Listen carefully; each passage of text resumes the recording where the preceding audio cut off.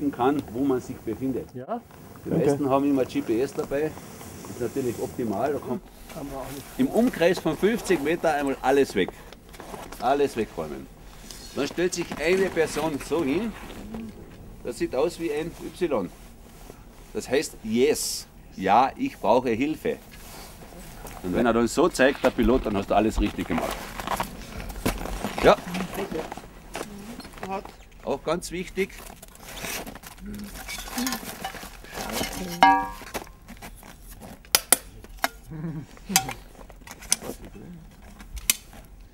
Eine Lawinenschaufel. Bitte einmal durch die Runde geben, die hat kein Gewicht. Ganz wichtig, gehört in jeden Rucksack im Winter. Jeder Fernschnur. Die kann euer Leben retten, wisst ihr das? Egal, Sommer wie Winter. Kommt diese Reppschnur vom Rucksack nicht heraus. Das ganze Jahr, Sommer wie Winter. Wenn es einmal richtig regnet oder was und man hat keinen gestellten Unterschlupf, zieht man sich das drüber und man ist trocken. Was braucht man noch? Kompass. Kommt das mit? Euer Essen.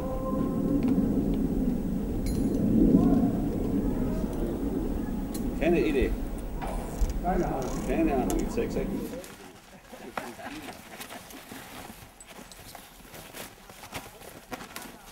Riecht, das knackst so schön, ja. Wenn das riecht, das heißt, dass es trocken ist. Bitte nur nichts Nasses, gell? Perfekt, super.